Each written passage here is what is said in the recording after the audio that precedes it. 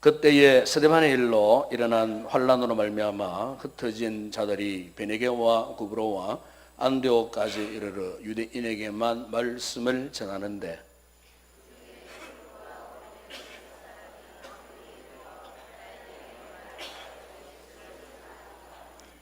주의 손이 그들과 함께 하심에 수많은 사람들이 믿고 주께 돌아오더라.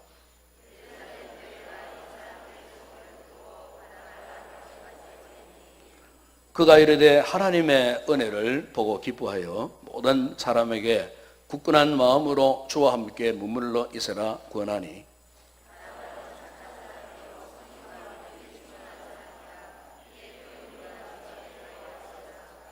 바나바가 사울을 찾으러 다소에 가서 만남에 안디옥에 데리고 와서 둘이 교회에 1년간 모여 있어 큰 무리를 가르쳤고 제자들이 안디옥에서 비로소 그리스도인이라 일컬음을 받게 되었더라. 아멘. 올해 들어 우리 교회가 설립된 지가 54주년이 되는 해입니다. 1962년 2월 6일에 우리 교회가 세워진 이래 지금까지 많은 성장을 해오고 있습니다. 본래 우리 교회의 시작은 1928년에 설립된 인이 교회로부터 시작되었다고 합니다. 아마 여러분 우리 교회가 발간한 50주년 인동교회 이야기 그 책자에 보게 되면은 그렇게 기록이 되어 있습니다. 28년에 설립된 우리 동네 이 동네에 있었던 인이 교회로 시작되어졌는데 이 인이 교회가 일제 탄압으로 이 교회가 해체가 되는 불행한 사태가 일어났습니다. 그래서 이제 인이 교회에 다니던 성도들이 바로 옆에 가까운 지역에 이 진평 교회가 있었답니다. 진평 교회. 그래서 그 진평 교회에 이제 인이 교회가 합병을 해서 또 하나의 교회가 새로이 세워졌습니다. 그러다가 1962년도에 바로 그 진평교회, 그 진평교회의 교회가 이제 이름이 바뀌었어요. 인동제일교회라고 바뀌었답니다. 그래서 인동제일교회에서 이제 우리 교회가 이제 54년 전에 이제 분립되어져서 이렇게 오늘에 이르도록 교회가 이렇게 든든히 세워지고 있는 것을 보게 됩니다. 물론 우리 교회가 지나간 54년의 이 역사는 참 국가적으로도 그렇고 또 그리고 교회적으로도 많은 환란이 많았습니다. 힘든 일들이 굉장히 많았습니다. 그러나 이제 결과는 하나님의 교회는 역시 하나님께서 다스려 가시더라는 거죠. 하나님의 교회는 사람이 어떻게 좌우지하는 것이 아니고 결국 사람들은 못나고 부족해도 결국 하나님께서는 당신이 몸된 교회를 주권적으로 섭리해 가시고 오늘에 이르도록 하나님께서 교회를 통하여서 거룩한 도전을 하도록 이렇게 오늘 우리를 이곳에 보내주시고 우리 모두가 이렇게 54년의 역사를 가진 인동교회의 교인으로서 우리가 이렇게 함께 이 공동체를 섬기고 있다고 하는 것은 하나님의 특별한 은혜요, 하나님의 특별한 섭리가 아닌가 그렇게 생각해 봅니다. 이렇게 하나님의 교회가 어떻게 이렇게 수많은 역사의 질곡 가운데서도 사라지지 않고 존재할 수밖에 없었는가? 오늘 우리가 읽었던 이 사도행전의 역사를 보면은 잘 알 수가 있습니다. 본래 이 사도행전의 다른 별명은 성령행전이라고 그렇게 일컬어집니다. 다시 말하면은 성령의 역사 속에서 성령께서 활동하시는 그 역사 속에서 하나님께서 그 시대마다 꼭 필요한 하나님의 교회를 세우시고 그리고 그 교회를 섬겨 나가기 위해서 꼭 필요한 하나님의 일꾼을 세워가시는데 이 일을 누가 주도적으로 하느냐? 절대로 사람이 아니고 성령께서 그렇게 가시더라는 것입니다. 이것을 적나라하게 잘 그려주고 있는 그 내용들이 바로 이 사도행전 가운데 다 기록되어 있습니다. 우리가 잘 알고 있는 대로 이 교회는요, 오순절 마가 다락방에 120명의 주님의 제자들이 성령 강림의 역사를 체험했을 때 이 신약 교회가 비로소 이제 창립이 되어졌어요. 그러니까 주님의 교회가 이 땅에 최초로 세워지는 놀라운 역사가 어떻게 시작되었느냐? 성령의 역사 속에서 이 땅에 주님의 몸된 교회가 세워지면서 그 교회들이 부흥되고 성장되었다는 겁니다. 이 같은 교회의 성장 이면에는 이름도 없이 행하였던, 소리 없이 들어졌던 수많은 일꾼들, 수많은 헌신자들이 있었습니다. 극한의 가난과 고통스러운 신앙의 박해 속에서도 그들은 오직 성령의 능력으로 감내하면서, 그리고 그들을 통해서 교회가 끊임없이 성장하고 부흥되어져 왔다는 것입니다. 특별히 오늘 본문을 보시면 그동안 예루살렘 교회를 중심으로 해서 유대인들에게만 이 복음을 전하던 예루살렘 교회가 이제 드디어 이방 땅에 있는 그 안디옥 지역에, 안디옥 지방에 있는 헬라인들에게까지 이제 복음을 전하기 시작되어지는 이 놀라운 역사를 오늘 우리가 본문을 통해서 볼 수가 있습니다. 여러분, 본문 20절, 21절에 보시면 이렇게 말씀하고 있지 않습니까? 그 중에 구브로와 구레네 몇 사람이 안디옥에 이르러 헬라인에게도 말하며 주 예수를 전파하니 주의 손이 그들과 함께 하심에 수많은 사람들이 믿고 주께 돌아오더라 그랬습니다. 당시 갔던 소문을 듣게 된 예루살렘 교회가요, 깜짝 놀랐어요. 한마디로 예루살렘 교회가 충격을 받았어요. 왜냐하면 그동안 그들은 그저 예루살렘 교회를 중심으로 해서 유대 지역에 있는 유대인들에게만 그들이 복음을 전하였어요. 그래서 복음은 이방인들에게는 해당 사항이 없는 줄로 알았어요. 그 당시에 베드로를 위해서 모든 사도들이 그런 잘못된 고정관념을 가지고 고집을 피우고 예루살렘에서 벗어나지를 않으려고 했어요. 그때 하나님께서 어떻게 했냐면 예루살렘 교회가 큰 환난을 당하게 하셨어요. 오늘 읽은 본문에 그런 말씀이 나오지 않습니까? 한마디로 신앙의 핍박을 받게 되었어요. 그러니까 신앙의 핍박을 받은 예루살렘 교회들이 신앙을 지키기 위해서 다른 타지방으로, 멀리 이방인 지역으로 피신해서 이제 도망칠 수밖에 없는 그런 상황이었어요. 이런 역사 속에서 오늘 본문 여러분 20절에 보시면은 구브로와 구레네 몇 사람이 안디옥에 와서 헬라인에게 복음을 전했다는 겁니다. 이 구레네는요, 어디냐면은 지금의 아프리카 북부 리비아 지역에 있는 도시를 말합니다. 그러니까 예루살렘에서 볼 때는 한참 멀리 떨어져 있는 완전히 이방인 지역이에요.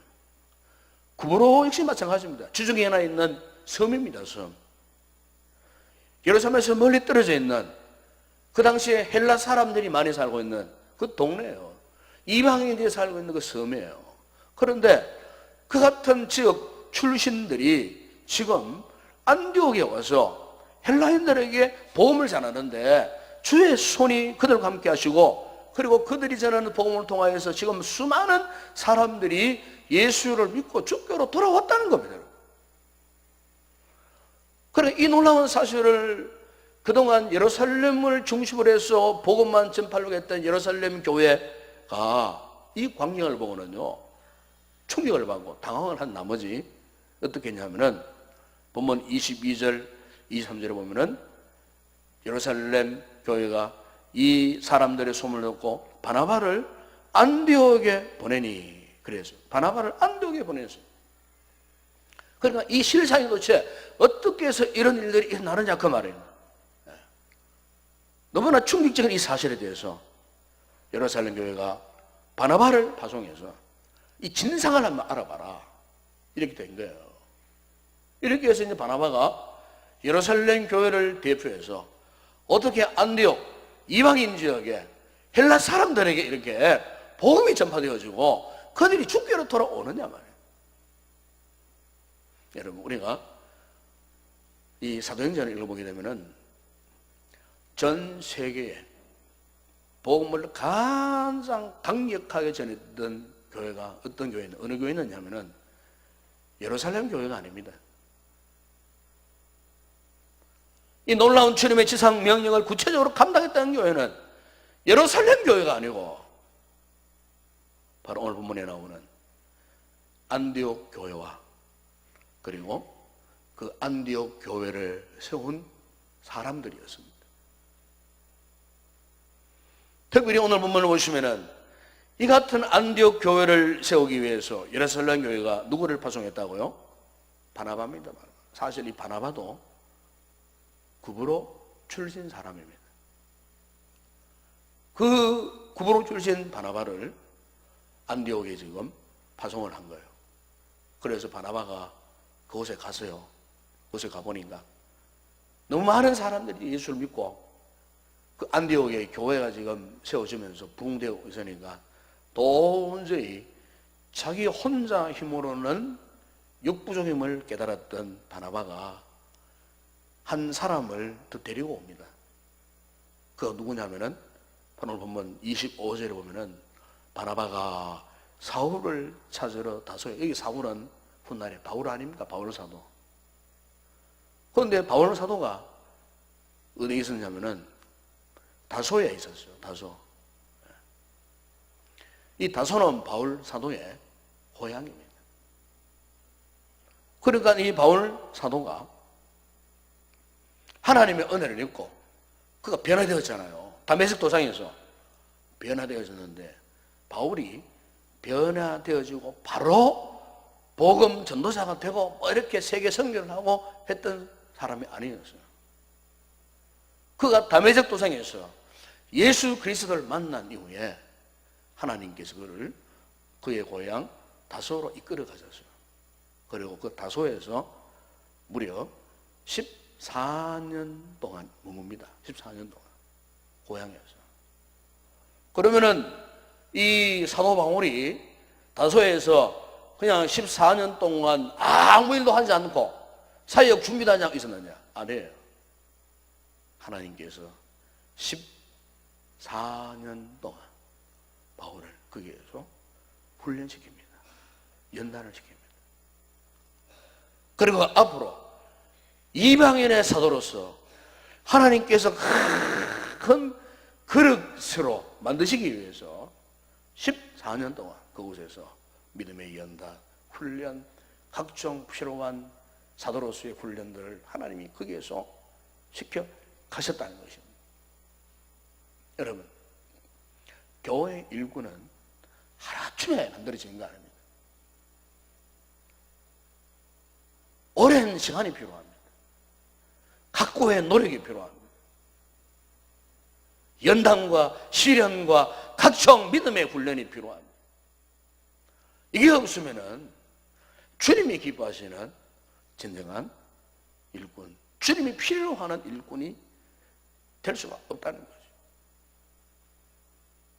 그래서 이 바나바가요, 다소에서 14년 동안 훈련받고 있었던 사울을 찾기 위해서 다소에 내려간 겁니다. 다소에.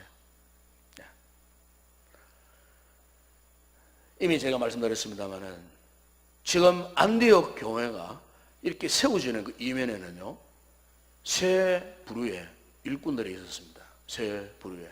먼저 하나는 예루살렘에 불어닥친 환란으로 인해서 흩어져 있었던, 그래서 오늘 본문에 그런 말씀 나오지 않습니까? 베네게와 구브로와 안디옥까지 흩어져 있었던 정통 유대인들입니다. 정통 유대인들. 이 정통 유대인들, 유대 그리스도인들을 말하는 거죠. 이 정통 유대 그리스도인들은 그때까지만 하더라도 유대인들에게만 복음을 전파했어요. 그때 흩어져 가지고 그 지역에 살고 있는 디아스포라, 소위 흩어져 있는 유대인들에게만 복음을 전했어요. 역시 이 사람들도 교회의 한 일꾼의 한 축입니다. 중요한 축이죠. 그 다음에 또 어떤 일꾼이 있었느냐. 구브로와 그리고 구레네에서 안디옥으로 온 헬라인에게 복음을 전했다. 이 사람들은 완전히 이방인 출신의 주님의 일꾼들입니다. 누구를 통해서 예수를 믿었는지는 알 수 없어요. 어쨌든 어떤 전도자를 통해 예수를 믿긴 믿었는데 이 이방인 출신들이 이 안디옥에 와가지고 헬라인들에게 복음을 전파했는데 그들이 예수를 믿고 헬라인들 중에 수많은 사람들이 결국 안디옥 교회의 일원이 되었다는 것입니다. 그러니까 중요한 역할을 했던 사람들. 그리고 또한 불의 일꾼들은 바로 예루살렘 교회 서구대 파송되어 왔던 바나바와 바울입니다. 여러분, 여기서 우리가 알 수 있는 사실은 무엇입니까? 하나님께서 하시는 일, 특별히 하나님께서 당신의 몸된 교회를 세우시기 위해서 하나님은 무엇을 가장 중요시하느냐? 출신 성분이 아닙니다. 어떤 격식이나 어떤 형식이 중요한 것이 아닙니다. 중요한 것은 바로 성령의 역사에 믿음으로 순종할 수 있느냐 이거예요. 여러분, 오늘 주님이 서시는, 주님이 필요하시는 교회의 최고 인물은 좋은 학벌을 가지고 공부를 많이 하고 어떤 석박사 학위를 가지고 세상에 내어놓아도 삐까뻔쩍한 그런 사람을 하나님이 필요한 것이 아니고, 하나님이 원하시는 진정한 교회의 일꾼은 뭐냐? 성령의 역사에만 순종하는, 성령의 역사에 믿음으로 반응할 수 있는 그 일꾼. 그래서 오늘 본문에 보이죠. 하나님께서 이 이방의 안디옥 교회를 세우시고 이 안디옥 교회를 장차 이방 세계의 복음을 선포하는 위대한 세계적인 교회로 하나님이 세우시기 위해서 제일 먼저 선택한 사람이 누구냐면 바나바입니다. 바나바. 여러분, 이 바나바가 어떤 사람입니까? 오늘 본문에 그렇게 말씀하지 않습니까? 바나바는 착한 사람이요 성령과 믿음이 충만한 사람이라 이에 큰 무리가 죽게 더하여지더라 그래서 바나바는요 착한 사람이고 성령과 믿음이 충만한 사람이에요. 저는 오늘 특별히 이 바나바가 갖고 있었던 이 아름다운 거룩한 성향 가운데 저는 이걸 주목하고 싶어요. 이 사람은 무엇보다도 성령과 믿음이 충만한 사람이에요. 성령과 믿음이 충만한 사람. 오늘 주님이 원하시는 교회 일꾼이 어떤 사람이겠습니까? 바로 성령과 믿음이 충만한 사람이에요. 바나바는 성령의 사람이었고 믿음의 사람이었어요. 그의 마음속에는 항상 주의 영이, 그리스도의 영이, 성령님이 살아 역사하는 사람이었어요. 성경이 그를 그래서 성령 충만했다고 말하지 않습니까? 성령의 지배를 받고 살았던 사람, 성령의 지배를 받고 있으니까 그의 심령에는 항상 성령님의 감동하심이 살아있었어요. 성령님의 기쁨, 성령 주시는 감사, 그분이 주시는 능력이 항상 넘쳐 흘렀어요. 그러다 보니까 그에게 가까이 다가오는 모든 사람들에게 자기의 내면에 흐르는 성령의 은혜를 그냥 나누어 주는 사람이에요. 여러분, 성령의 은혜는요 전염이 됩니다. 감기 바이러스만 전염되는 게 아니에요. 이 성령의 은혜는요 영적인 감염 역사가 일어납니다. 내가 성령이 충만해져 보세요. 주변의 사람들도 역시 그 성령의 영양권 안에 들어가게 되어 있는 거예요. 우리 교회 모든 성도들이 좋은 주님의 일꾼이 되어가지고 성령이 충만하고 믿음이 충만한 성도 되어 보세요. 그러면요 우리 교회에 누구든지 들어와도 그 사람도 우리가 경험하는 성령의 감동과 믿음의 충만한 역사에 그냥 전념이 되어버린다 그 말입니다. 여러분, 오늘 우리 교회가 이런 교회가 되기를 축원합니다. 우리 성도들이 이런 성도들이 되어야 한다는 것입니다. 바로 바나바가 이런 사람이었어요. 성령과 믿음이 충만했던 바나바가 어디를 가도 수많은 사람들을 위로하고 치료하고, 그래서 그의 이름의 뜻이 뭡니까? 권위하는 사람, 권면하는 사람, 위로하는 사람. 성령이 충만하니까 문제 많은 인생들이, 복음을 갈급하는 그 심령들이 그를 만나면 복음을 받아들이고 상처난 마음들이, 심령들이 치유되어지고 예수의 사람으로 변화되어지는 이런 위대한 성령의 역사가 일어났다는 것입니다. 누구 때문에요? 성령과 믿음이 충만한 바나바 때문에. 여러분, 그렇습니다. 우리 주님이 필요로 하신 일꾼은 절대로 쉽게 만들어지지 않습니다. 또 쉽게 만날 수도 없어요. 다만 성령께서 준비하시고 성령께서 만나게 하시고 성령께서 불러주실 때 가능한 거예요. 우리도 마찬가지예요. 성령님의 은혜가 임할 때 우리가 주님 앞에 좋은 일꾼이 될 수가 있어요. 인간적으로 아무리 힘쓰고 애쓰고 아무리 이 제자 훈련을 시킨다고 다 되는 건 아니더라고요. 결론은 이겁니다. 성령의 은혜를 입고 있느냐, 성령께서 우리 심령에 역사하고 계시는, 그러면은 주님이 쓰셔요. 성령의 사람이 되니까, 믿음의 사람이 되니까 주님께서 우리를 사용하시더라, 그 말이에요. 오늘 저는 우리 성도들이 이 같은 성령과 믿음이 충만한 바나바와 같은 주님이 꼭 필요로 하시는 좋은 일꾼들이 되는 성도들이 되기를 주의 이름으로 축원합니다. 그리고 또 오늘 본문에 보면은 주님 필요로 하는 일꾼들이 누구냐면은 그리스도인입니다. 그리스도인. 본문 여러분 26절에 보시면은 안디옥 교회가 바나바와 바울의 사역을 통해서 주님의 제자들이 세우실 때 이방 세상 사람들이 안디옥 교회 교인들을 바라보면서 무엇이라고 불렀다고 말씀합니까? 여러분 그 본문에 보면은 그들을 그리스도인이라고 불렀다고 말하지 않습니까? 그리스도인. 여러분 여기에 이 그리스도인이라고 말을 오늘 영어로는 크리스천이라고, 크리스천. 이 크리스천이라는 말은 본래 이 두 단어가 합쳐진 말이에요. 크라이스트, 그러니까 그리스도, 예수 그리스도. 이 크라이스트와 함께 그게 영어로 IAN, 이 말은 이 원래 라틴어 말이에요. 라틴어 전미사가 붙어 있어요. 이 붙어서 크리스찬이에요. 그럼 IAN이라는 뜻이 뭐냐면 라틴어에서 무엇에 속해 있다 하는 그런 뜻이에요. 무엇 속해 있어요. 그러니까 크리스찬이라고 하는 말은 한마디로 이거예요. 예수 그리스도께 속해 있는 사람, 그리스도의 사람, 한마디로 그걸 말하는 거예요.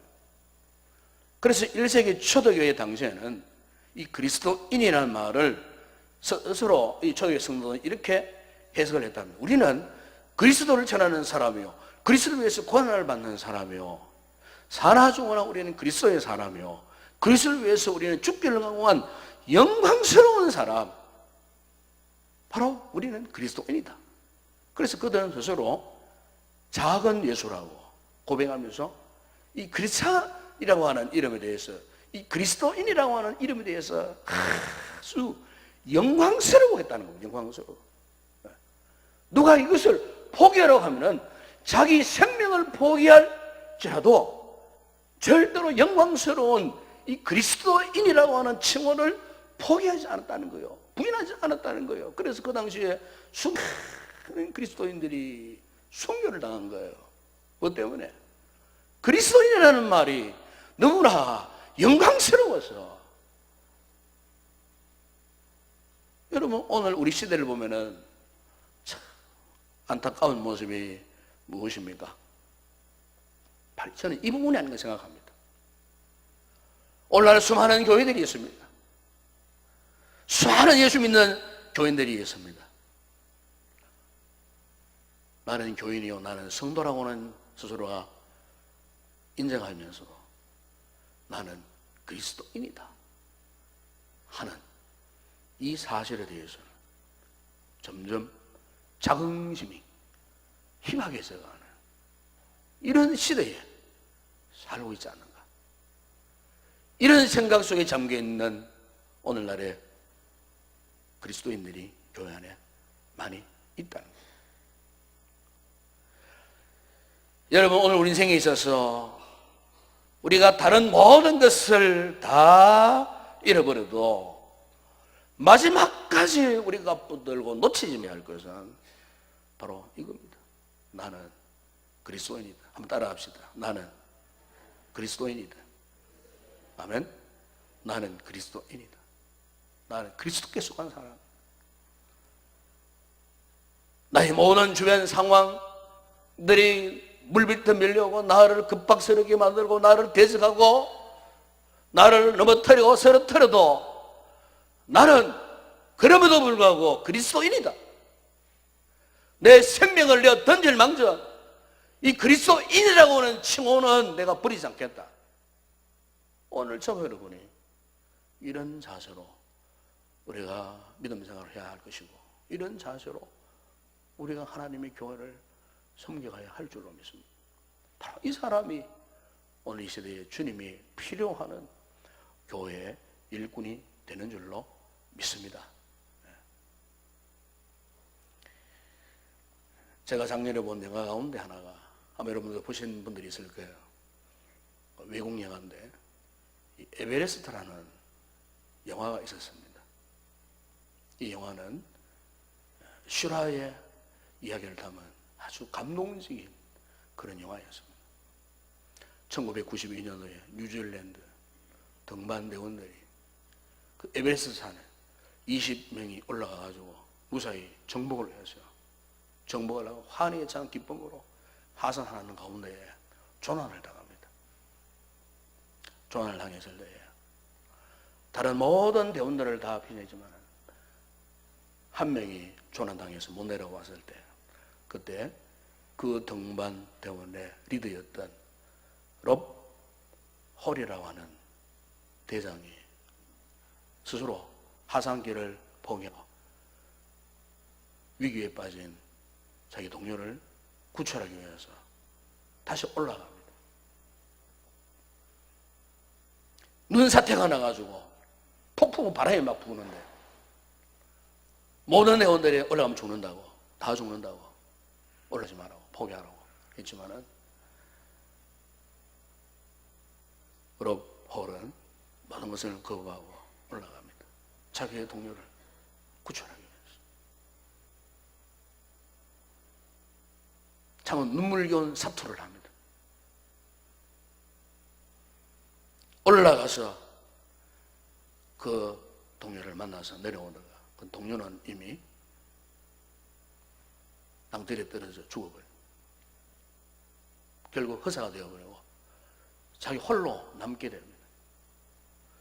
동료를 구출하러 올라갔다가 사생결단하고 올라갔다가 그 동료마저 죽어버리고 이제 자신마저도 죽을 그런 정의에 빠졌지만은 그는 자신의 리더의 사명을 감당하기를 결심한 것입니다. 결국 얼어 죽을 그런 정의였습니다. 영하 4, 50도의 극심한 한파 중에 어느 귀퉁이에 쓰러져 누워서 이제는 얼어 죽을 생각만 하고 있는 이런 극박한 상황 속에서 마침 위성 무전기를 통해 갖고 베이스캠프에 있던 동료들이 고향에 있는 임신한 자기 아내와 연결을 시켜줍니다. 연결. 사랑하는 아내와 통화하면은 그래도 이 로봇이 힘을 얻어가지고 살아남지 않을까 싶어갖고 대원들이 특별한 배려를 한 거예요. 자신은 얼어 죽는 그 상황 속에서 임신한 자기 아내와 대화를 나눕니다. 한동안 새로운 온기를 회복하고 살아갈 것 같았지만 워낙 그 상황이 극박한 상황이라서 결국 아내와 마지막 통화를 하고 자신은 이런 모를 장소에서 결국 얼어 죽습니다. 그리고 지금도 그 시신은 거기에 묻혀 있다고 합니다. 이거는 실화였습니다. 저는 그 영화를 보면서 참 오늘 우리가 주님의 교회를 맡은 주님의 일꾼으로서, 이 복음의 사명을 받은 우리로서 과연 주님께서 참 저런 롭홀 같은 저런 일꾼들을 하나님께서 원하고 계시지 않겠나? 그 영화 마지막 장면에 실화의 인물들이 나옵니다. 그리고 맨 마지막에 롭홀 살아생전에 볼 수 없었던 출산한 자기 딸이 어느덧 성장해가지고요, 마지막에 환한 웃음을 짓고 있는 그 딸의 모습을 볼 때 모든 관객들이 눈물을 흘리지 않으면 안 되나. 저 역시도 영화를 보면서 마저 눈물을 흘렸어요. 한 생명을 구하기 위해서 자기의 가족, 자기의 사랑하는 아내까지 포기하고 자신의 목숨까지도 버렸던 우리 주님께서 말씀하신 생각이 났습니다. 사람이 친구를 위하여 목숨을 버리면 이보다 더 큰 사랑이 없나니 했던 말은처럼 참으로 그는 위대한 사람이었습니다.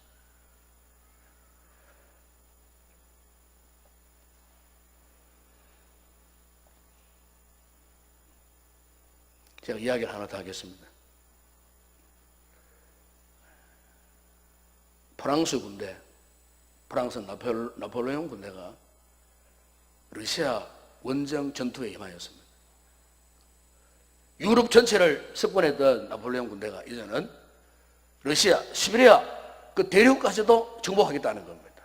아주 큰 야망이었습니다. 그래서 나폴레옹 군대들이 그 추운 시베리아 벌판을 이제 공격에 들어가기 시작했습니다. 그래서 나폴레옹 군대가 공격에 들어가다가 러시아 군대의 한 병사를 포로로 붙잡았어요. 그 포로를 붙잡은 이제 나폴레옹 군대가 러시아 병사의 발톱을 싹 걷어가지고는 거기에 N자로 적혀있는 이제 화인을 찍어버렸어요.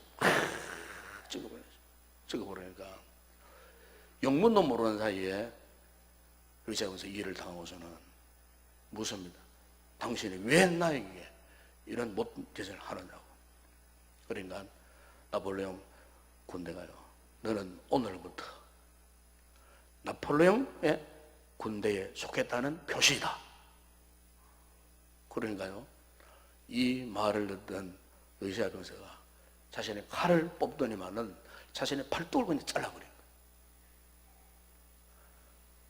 피가 뚝뚝 떨어지는 자기 팔뚝을 던지면서 이런 말을 했다고 합니다. 내게는 한 주인만 있을 뿐이야. 내게는 두 주인은 있을 수 없어. 나는 오직 러시아 황제에게만 속한 병사일 뿐이야. 결국 나폴레옹 군대들이 이 같은 러시아 군대들과의 싸움에서 어떻게 했습니까? 결국 지고 말았어요. 나폴레옹이 그래서 몰락한 겁니다. 사랑 여러분, 오늘 우리는 성령의 사람입니다. 그리고 믿음의 사람입니다. 그리고 우리는 그리스도인입니다. 다시 말하면 우리는 철저하게 주님께 속한 사람들입니다. 여러분 지난 한 생일을 한번 돌아보십시오. 지난달 한번 돌아보십시오. 과연 내가 어떤 모습으로 어떻게 살아왔는가, 어떻게 믿음 생활을 해왔는가, 내가 정말 주님의 교회에 어떤 일꾼으로 내가 지금 섬기고 있는가, 우리 자신을 정말 엄숙한 자세로 우리 자신을 한번 돌아볼 필요가 있다고 생각합니다. 우리가 주님 앞에서, 하나님 앞에서 이 교회 일꾼으로 내가 부름을 받았는데 내가 과연 하나님 앞에, 주님 앞에서 내가 어떤 자세로 어떤 모습으로 내가 지금 믿음 생활을 하고 있는가 하는 거예요.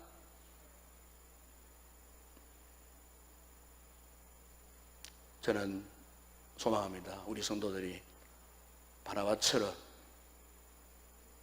성령과 믿음이 충만한 일꾼들이 되기를 바랍니다. 진정한 그리스도인이 되기를 바랍니다.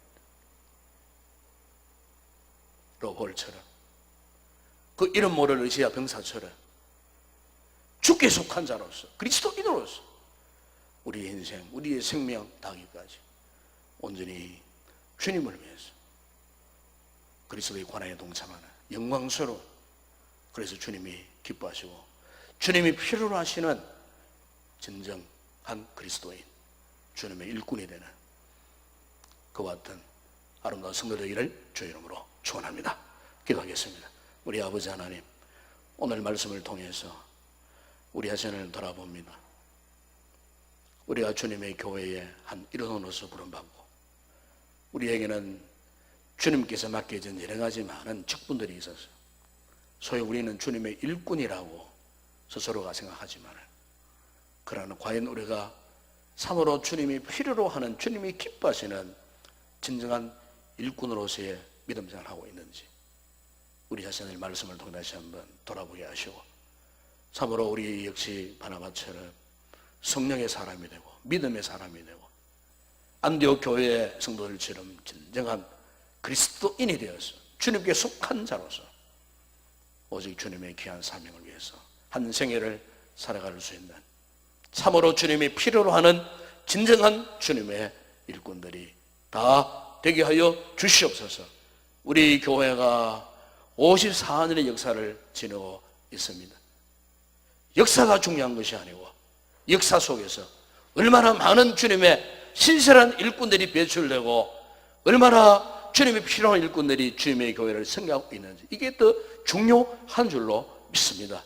우리 교회가 참으로 주님이 필요하는 건강한 일꾼들이 넘쳐나는 그런 아름다운 건강한 교회가 되게 하시고, 오직 복음의 영광 위하여서 주님이 주신 귀한 사명을 따라 헌신하고 충성하는 복된 믿음의 공동체가 될 수 있도록 축복하여 주시옵소서. 예수님의 이름으로 기도드리옵나이다. 아멘.